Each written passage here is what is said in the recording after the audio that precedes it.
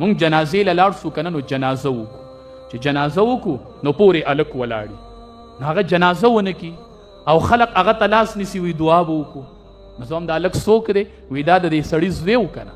وم ښه دا چې مړو دا د ده زوی دی وي او زه ورته وم هلکه وی څه وم تا خو د دې پلار جنازه ونه کړه ته خو پورې ولاړ وي چې مونږ جنازه کوو دا ستا پلار وی او وم جنازه دې ولې ونه کړله یاره مولي صاحب جامې مې پوره ټیک نه وي زه هم الله اکبر راشه پلاره داسې بچي دې پرېښه ده چې هغه ستا جنازه ونه کړه جنازه ته په تمه چې دی به ما ته دعا کوي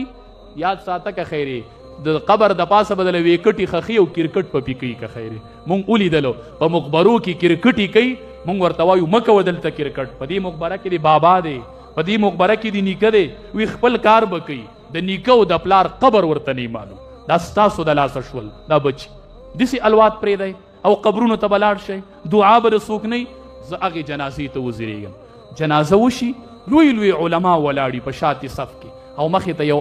هلک نوجوان مخې ته شي رکوټ هلک الله اکبر په سترګو یې اوښکې بهیږي اللهم اغفر لحینا ومیتنا کټ سره نیغ ولاړي او جاړي او بیا د جنازې تکبیر وي زه هم دې صف کې خو غټ غټ علما ولاړو دا جنازه ولې دې رکوټي وکړله وی مولي صاحب دا چې مړو دا د پلارو دا خپل زوی د خپل پلار جنازه وه وم یې پلاره ډېر بختورې چې تا ته مې وکتلې چې حافظ قرآن بچې در باندې ولاړو او اوښکې رابهېدې اللهم اغفر لحینا یا الله زما پلار له به عذاب نه ورکړي دا پلار به الله عذاب کړي دا مور به الله عذابه کړي ای مورې زما مقصد دا دی چې زه په تا باندې حافظ قرآن بچې ودروم او ستا جنازه وکړي خو بیا دعا غواړي چې یا الله دا زما هغه مور ده چې ما په مدرسه کې حفظ کو په ما روجه راغلې وه او دې مور ماښام زما نه بغیر روجه ماته کړې وه دا زما هغه مور ده